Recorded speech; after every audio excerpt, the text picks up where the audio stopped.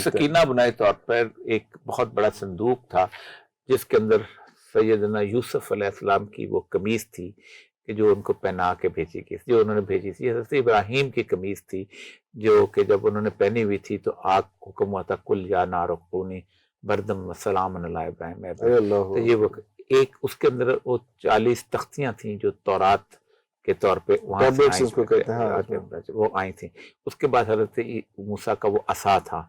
اس طرح وہ حضرت وہ کہتے ہیں حضرت اسحاق کے وہ دو سینگ ہے، لیکن وہ سینگ جو ہے ہمارے یہاں خانہ کعبہ میں ہوتے تھے، اس بینڈے کے سینگ جو تھے دونوں خانہ کعبہ میں.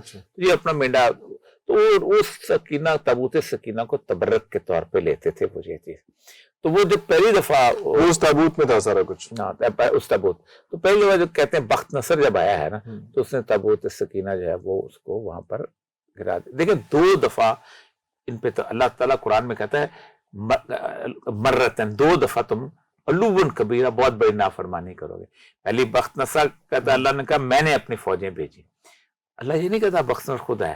دوسرا بات جو ہوتا 70 ہجری میں جب حضرت عیسیٰ کے ساتھ انہوں نے حرکت کی نا تو اللہ کہتا ہے میں نے اپنے بندے بھیجے. تو ٹائٹس جرنیل نے ان کو تباہ کر دیا تھا.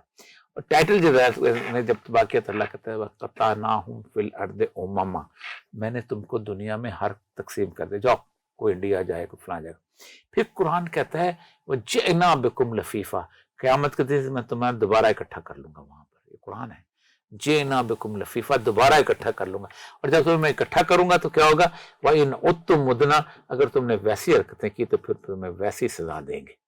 تو اب ان کی سزا سے پہلے ہماری سزا ہونی ہے پھر وہ سینیریو بڑے مار پڑنی پھر ان کی مار پڑنی.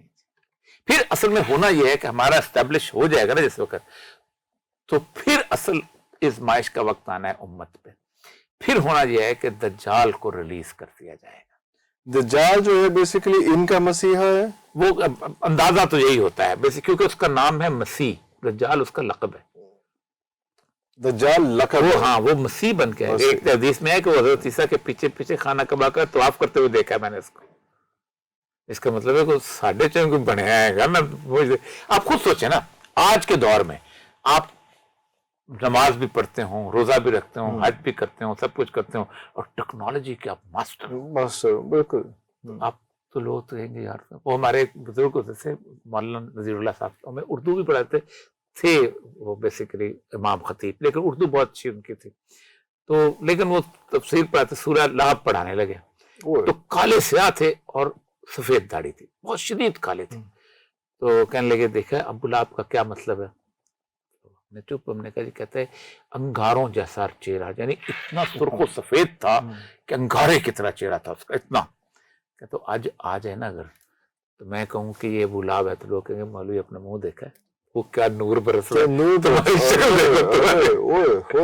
تو اس لیے فرمایا اس کے ہاتھ میں ایک آگ ہوگی وہ آگ پانی ہوگا وہ آگ ہوگا جو اس کے اندر آگ ہوتی وہ پانی ہوگا.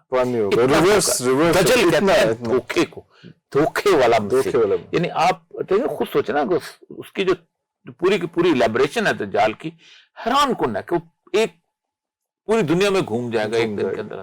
پھر اس کی سواری اس کا سارا کچھ اس کا گدھے میں سے پیچھے سے سواری آپ دیکھیں جہاز میں پیچھے سے کیسے داخل ہوتے ہیں سارا تشبیہات رسول اللہ صلی اللہ علیہ وسلم. اس وقت وہ اٹھے گا اور وہ اٹھ کے مسلمانوں پہ قبضہ کرتا کرتا ان کو گھیر کے دمشق کی جامع مسجد کے اندر مسلمان اندر ہوں گے. فجر کا وقت تیار ہوگا. امام مہدی جو ہیں وہ اس وقت امامت کرنے کو تیار ہوں گے اس وقت جب حضرت عیسیٰ پھر اتریں گے معجزانہ طور پر. تو باہر دجال کی فوج نے گھیرا ہوگا اتنے رہ جائیں گے. پھر حضرت عیسیٰ اپنے دمشق کی مسجد کون سی ہے وہ دمشق کی جو بھی مسجد ہوگی اس وقت جو مسجد اویلیبل ہوگی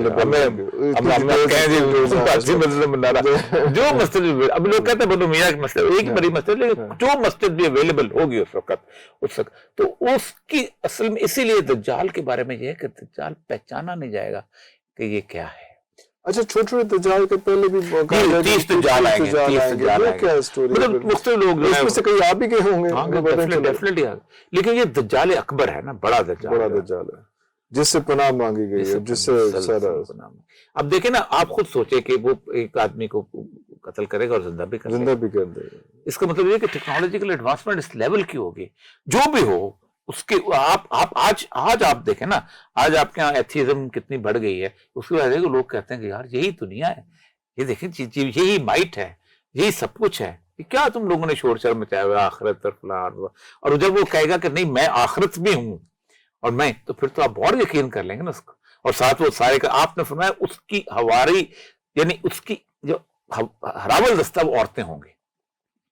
اور پھر آپ نے یہ کہا کہ عورتوں کا اس طرح کا کچھ ہے نا، آپ کو ایک ایسا مذہبی پیشوا مل جائے جو اتنی ساری پرومسکیوٹی کرے اور سب کچھ بھی فحاشی اور یعنی بھی ساتھ ہو، ساتھ باقی تو کیا جو گرو جنیش سے تھا کیسا کلٹ بن گیا تھا.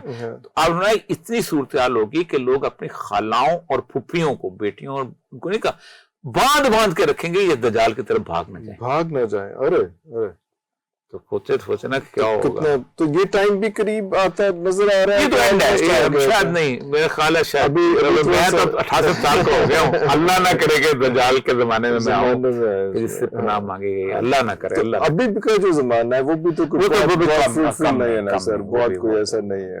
اس کے مسائل کہاں تک کیسے پہنچے، کہاں تک پہنچے، اس کو کیا اب میں تو لگتا ہے کہ بہت جلد جو ہے it will be turned into big war. اب سپیڈ تیز ہوتی جا رہی ہے. دیکھیں ایک ہی چیز ہے کہ اب جو اہم چیز آپ نے فرمایا کہ فرات کے کنارے جنگ شروع ہوگی ایک سونے کے پہاڑ کے پر. اب دیکھیں 1973 تک یہ جو آپ کا نوٹ ہے نا ڈالر، یہ اس کا گولڈ سٹینڈرڈ ہوتا تھا. ہاں جی. اب اس کا پیٹرو ڈالر ہے، پیٹرو ڈالر گولڈ کا ریپلیسمنٹ آ گئی. بیسیکلی تشبیہات میں ذکر کرتا ہے نا، رسول اللہ تو نہیں بتانا. اب اسی پہ لڑائی شروع ہوئی. اب لڑائی شروع ہوئی فرات میں، آپ نے فرمایا کہ فرات، اور پھر آپ نے فرمایا فرات پھر دوبارہ آپ کو مل جائے گا. اس طرح تو یہ اس میں جو ایسکٹالوجی دیکھیں ایسی چیز ہے آخر الزمان. آج کے دور میں ہمارے علماء جو نہیں پڑھتے وہ اسی چکر میں رہتے ہیں، کونی گیلی ہوئی ہے کہ نہیں نماز کے وقت، اور یہ یوں کرنا ہے کہ نہیں کتنی دفعہ کرنا ہے اور یہ کرنا ہے. یہ چیزیں ثانوی رہ جاتی ہیں. آپ کو آخر الزمان کا علم ہونا چاہیے.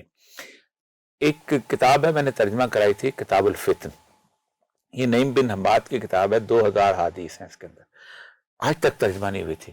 اس کے اندر جو اہم ترین حدیث ہے جس کو میں نے دیباچے میں دیا ہے اور میں نے کہا وہ حذیفہ بن یمان کی. فرمایا کہ میں ساری حدیثیں ان سے، رسول اللہ اکرم صلی اللہ علیہ وسلم نے ایک دفعہ خطبہ دیا تھا 15 گھنٹے کا. آپ نے کبھی کوئی خطبہ 3 منٹ سے زیادہ نہیں ہے آپ کا. 3 منٹ سے زیادہ؟ میں علماء سے کہتا ہوں اس سنت پہ عمل کرو نا، دنیا سکون میں. 3 منٹ سے زیادہ؟ 3 سے 3.5. یہ خطبہ الوداع ہے نا سب سے بڑا 5 منٹ. 3 منٹ سے زیادہ کبھی خطبہ نہیں دیا آپ نے. ٹھیک ہے، ہمارے یہاں گلا صاف ہوتا ہے 3 منٹ میں. وہ اس میں ردم نہیں بن رہا.